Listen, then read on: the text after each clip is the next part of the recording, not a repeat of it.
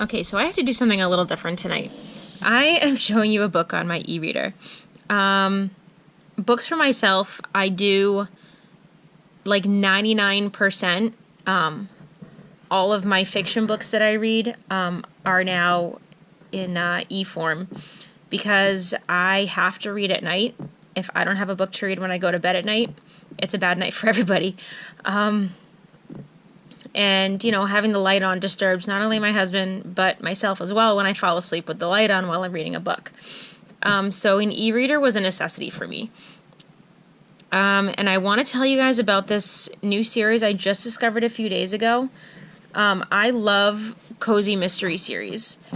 I literally go online and I look for cozy mystery series with a subject that interests me. This one is called the Magical Cure Mystery Series by Tanya Capps. I just discovered it a few days ago, and it just totally sucked me in. I'm on book 4 right now. And I fall asleep pretty quickly after reading, but I have been taking it down to the table at breakfast with me every morning because I just cannot put it down. This series is about a woman named June Heel, who moves her homeopathic cure shop called A Dose of Darla. She was doing it at flea markets, which she took over from her mother when her mother passed. And she moves it to the unusual town of Whispering Falls, Kentucky. There she finds out that she is a spiritualist with special powers that she inherited from her father. She actually grew up in this town. And this is, I love these kinds of crime series because they don't go into depth about all the bloody, gutsy, gory stuff of other crime novels.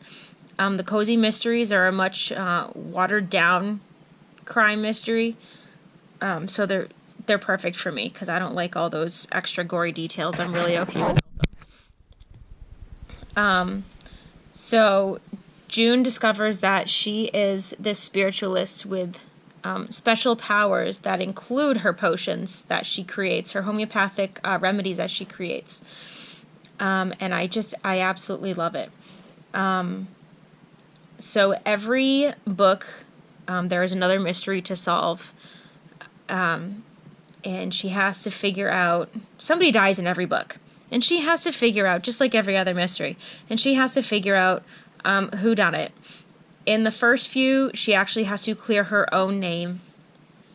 And there's a lot of really quirky side stories. Not only is she the spiritualist, she has to go back to school, and she actually moves with her friend who turns into her boyfriend, and then something happens in the third book that I'm not going to tell you because I really don't want to ruin everything for you.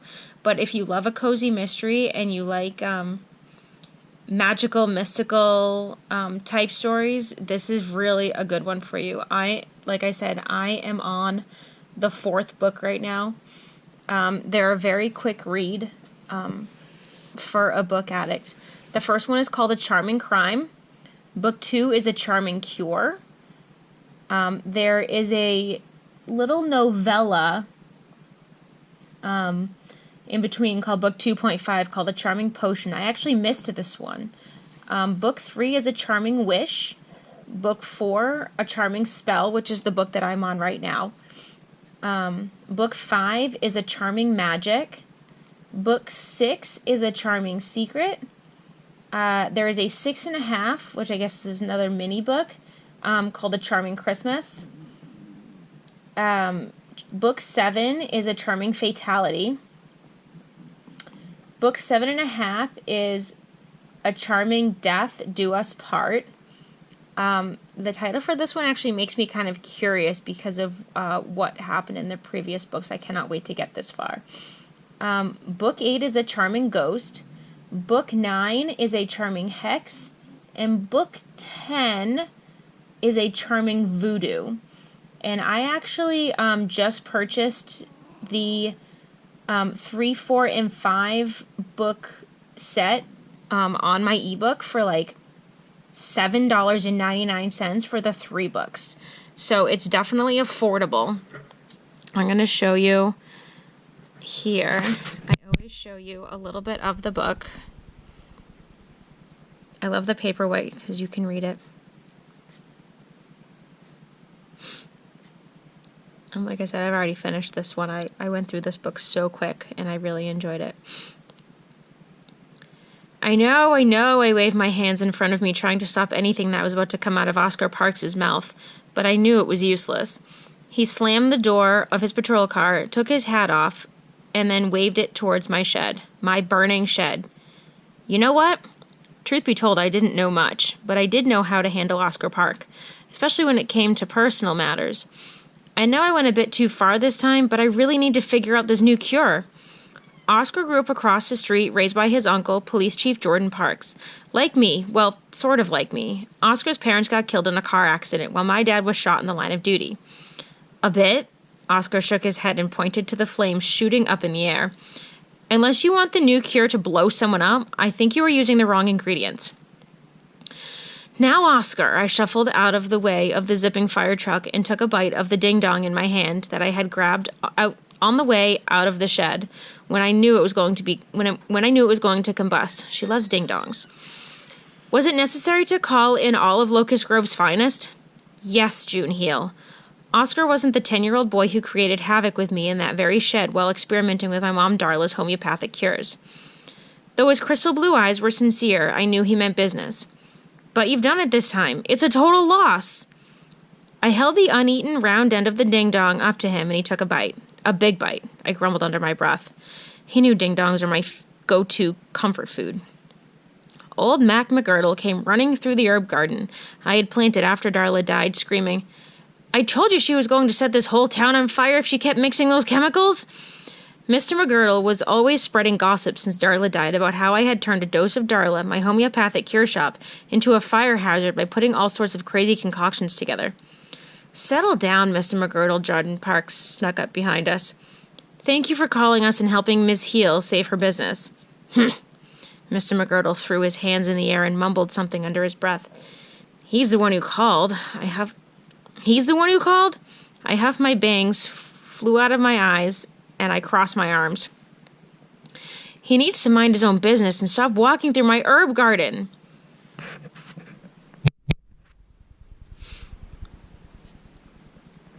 Let's see.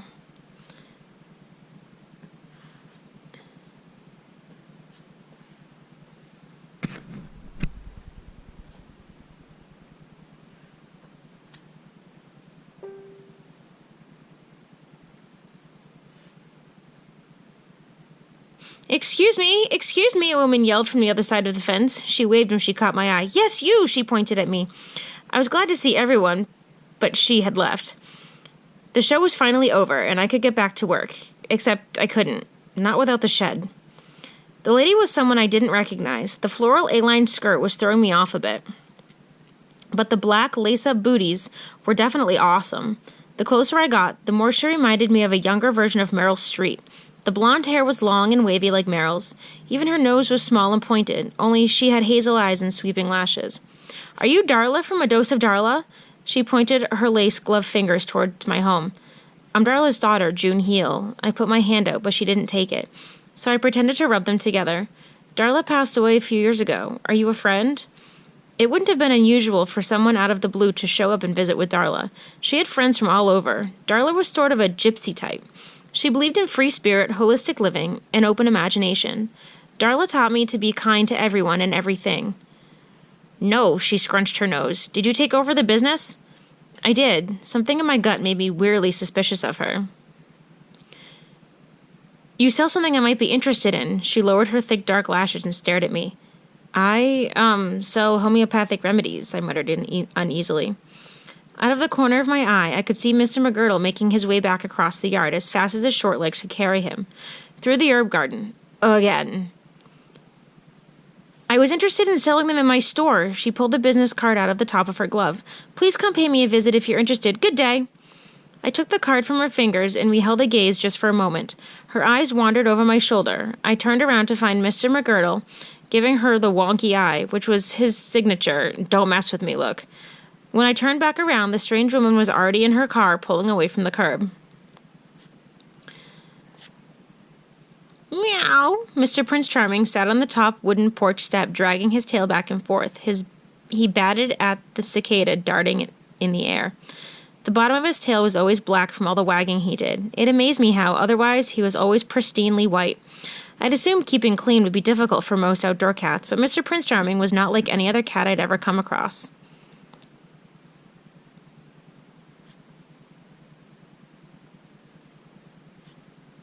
So that's the end of the first chapter.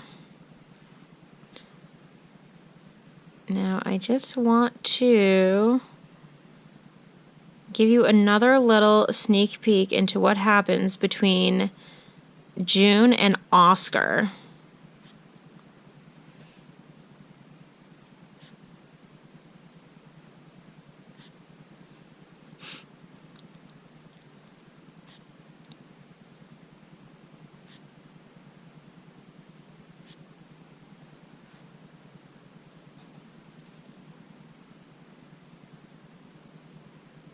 I see Izzy stop by. Oscar put Isadora's card back on the table, and then continued to work on his chopstick skills, but wasn't having any luck. Where's a fork? How do you know her? I asked as I pointed to the card after I gave him a fork. That's what I was going to tell you about, he said as he stuffed his mouth with a big forkful of rice. She showed up after the fire debacle. I picked up the card.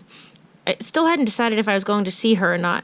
I knew I had to make a business decision whether to grow a dose of Darla or keep it small. She wanted to talk to me about putting my remedies in her shop. How do you know her?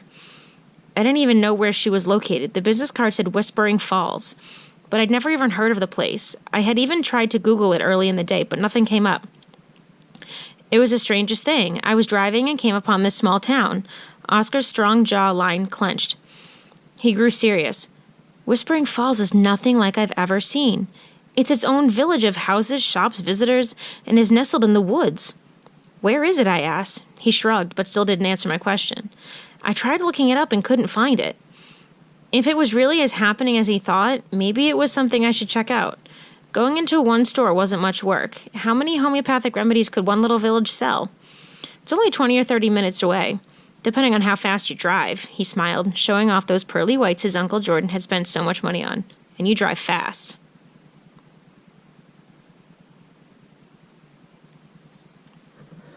So, that's how they discover Whispering Falls.